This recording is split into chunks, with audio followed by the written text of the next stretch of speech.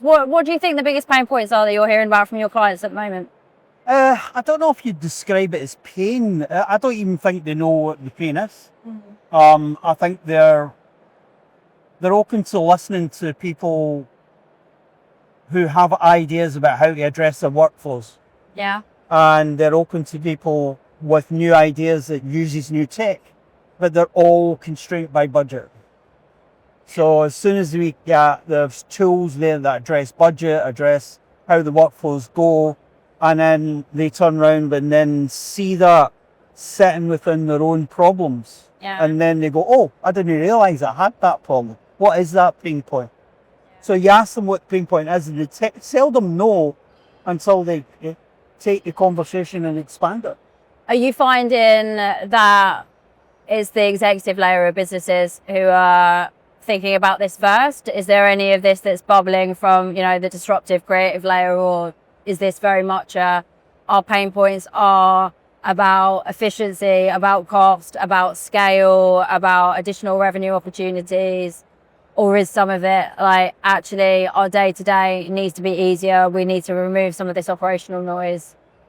I think there is an element of people further down the food chain of the companies turn around saying, I've still got problems. And whether people are listening to them or not is another story. Whether those people who know at that C-level or they're in the management layer are actually turning around and being asked to address commercial issues that then they need to turn around and does that solve a problem for them?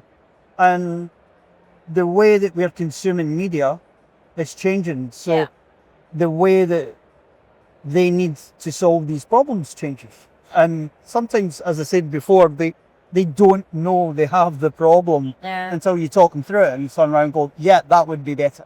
And so you're right, the way people are consuming content is absolutely changing. We're no longer confined to, 4 TV channels at a linear schedule.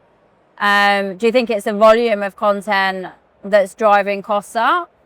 I think the volume of content is, the cost of living, generally speaking, has all went up. So it's pushed their cost bases up.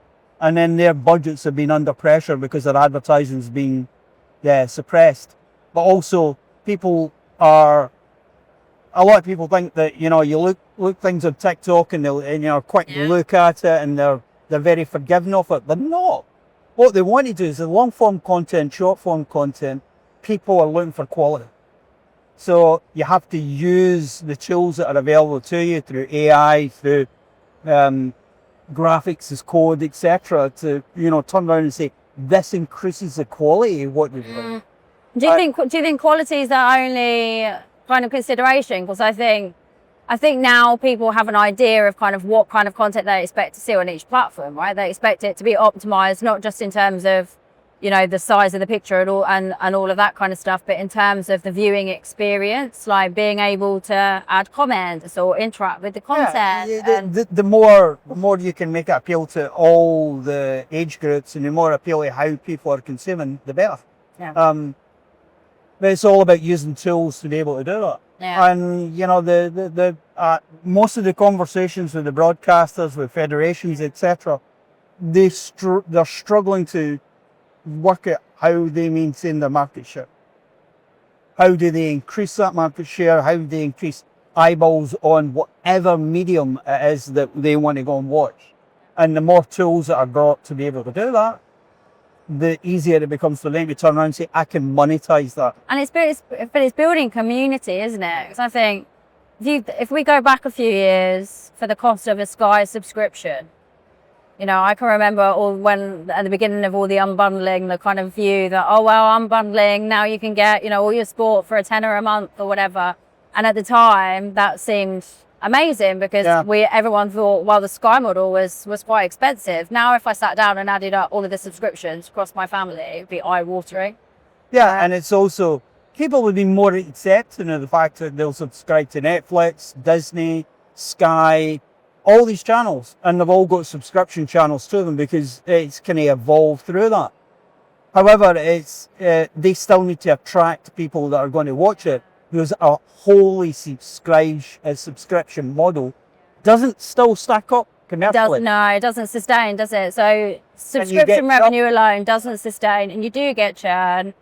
And ultimately, you know, I think what we're seeing with like the creator economy and stuff is that they're building these communities, aren't they? So you look to the likes of Mr. Beast or the Sidemen, like the size of the community that they have, and that community following them when they're then featuring on Amazon Prime or Netflix or whatever, when they're doing the opposite convergence of bringing something from YouTube it's not to a streamer. But it's that they're bringing that community, aren't they? And so that's why the Netflix and the Amazon Primes are kind of doing that convergence, is they're kind of going, right, can we get their communities to subscribe? Yeah, but it's also not just the media content that drives it. There's other elements of that are driving it in as well. And the more you can address right across the board, these are tools that address that part, they address the media part, they'll give you more upsell tools that'll make it easier for people to access it, recognize it. It's got a brand, it's got an identity. It's really important.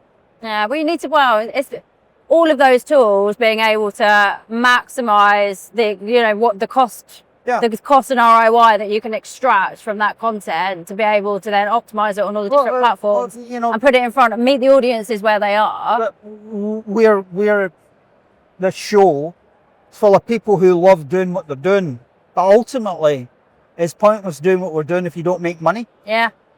This isn't a vanity project. This is about how you actually monetize the content. How do you take something that you grab and you have paid good money for and rights, etc. How do I repurpose that? How do I add value to it? How do I make sure that I get more eyeballs on it? And it's the tools that are out there that are not necessarily the normal run-of-the-mill things that people are thinking about that drives subscribers. It drives that ultimate personalization of content is where things are probably all being pushed towards. And the more you adopt tech towards that, that's flexible and can be used in that element. And the ability to be able to engage with niche and diverse audiences, whatever the driver of that is, whether it's public service broadcast or whether it's additional revenue opportunities. It's also how do I make it easier to find it, to watch it, to interact with it. You need every bit of tech to work harder now, don't you? And it has to do more for you. Absolutely.